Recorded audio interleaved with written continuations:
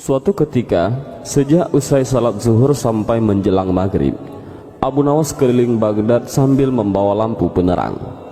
Di setiap sudut rumah dia berhenti, celingak-celinguk kanan kiri, sambil tangannya yang membawa lampu minyak digoyang-goyangkan. Setelah itu dia kembali berjalan dengan lampu tetap di tangannya. Tingkah Abu Nawas ini tentu saja menggegerkan penghuni Baghdad. Bagaimana mungkin orang secerdas Abu Nawas berjalan di siang hari ketika sinar matahari menyorot tajam sambil membawa lampu? Abu Nawas mulai gila, kata seorang warga Baghdad. Khalifah Harun ar-Rasyid pasti malu punya staf ahli gila, kata orang lain. Tapi Abu Nawas tak peduli. Esok harinya, lagi-lagi pujangga Baghdad itu keluar rumah. Kali ini bahkan lebih pagi, sambil tetap membawa lampu minyak. Dia tak bersuara dan terus bekerja.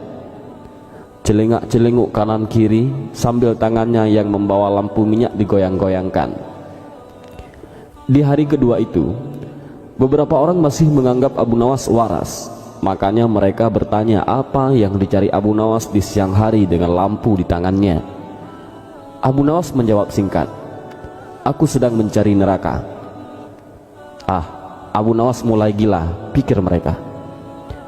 Maka ketika di hari ketiga, Abu Nawas tetap melakukan hal yang sama. Celingak-celinguk kanan kiri di rumah orang sambil tangannya yang membawa lampu minyak digoyang-goyangkan. Orang-orang mulai tak sabar. Undang-undang Baghdad melarang orang gila berkeliaran. Berbahaya. Seseorang bisa membunuh orang lain dengan berpura-pura gila atau mengintip orang mandi dengan pura-pura gila. Karena itu, cerita selanjutnya mudah ditebak. Abu Nawas ditangkap lalu diserahkan ke istana. Sejumlah musuh politik Harun ar-Rasyid waktu itu malah gembira. Kegilaan Abu Nawas bisa mereka goreng untuk menyudutkan wibawa khalifah. Benar saja, Khalifah Harun ar-Rasyid malu bukan main, lalu bertanya dengan nada keras, "Abu Nawas, apa yang kamu lakukan dengan lampu minyak itu di siang hari?" "Hamba mencari neraka, Paduka yang mulia." Jelas Abu Nawas lancar, tak ada tanda-tanda dia gila. "Kamu gila, Abu Nawas." "Sohih, kamu gila." "Tidak, Paduka, merekalah yang gila." "Siapa mereka?" tanya Khalifah. Abu Nawas lalu meminta orang-orang yang tadi menangkap dan menggiring dirinya menuju istana dikumpulkan di depan istana. Jumlahnya bahkan ribuan.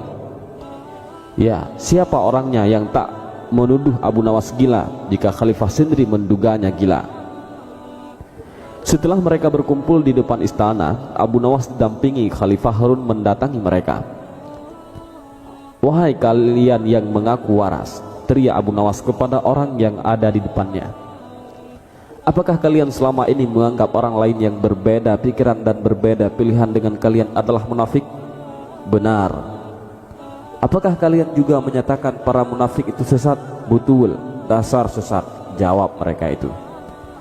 "Jika mereka munafik dan sesat, apa konsekuensinya?" tanya Abu Nawas. "Hai Abu Nawas, kamu gila. Orang munafik pasti masuk neraka. Dasar munafik kamu," kata orang-orang yang menggiring Abu Nawas itu. "Baik, jika saya munafik, sesat, dan masuk neraka, di mana neraka yang kalian maksud? Punya siapa neraka itu?" jawab Abu Nawas dengan tenang, sambil kali ini lampu di tangannya diangkat tinggi-tinggi seolah-olah dia mencari sesuatu. Kali ini orang-orang di depan Khalifah Harun ar-Rasyid mulai tak sabar. Mereka merasa diledek dengan mimik Abu Nawas dan lampu di tangannya itu. "Hai Abu Nawas, tentu saja neraka ada di akhirat dan itu milik Allah. Kenapa kamu tanya?" "Paduka, mohon maaf," kata Abu Nawas kepada Khalifah Harun ar-Rasyid. "Tolong sampaikan kepada mereka, jika neraka ada di akhirat dan yang punya neraka itu Allah, kenapa mereka di dunia gemar sekali menentukan orang lain masuk neraka? Apakah mereka asisten Allah yang tahu bocoran catatan Allah? Atau jangan-jangan merekalah yang gila?" Dan akhirnya Khalifah Harun ar-Rasyid tertawa kecil. Di matanya Abu Nawas tetaplah lelaki jenaka. Dia lalu berkata sambil tertawa, "Abu Nawas, Besok siang lanjutkan mencari neraka. Jika sudah ketemu, jebloskan orang-orang ini ke dalamnya.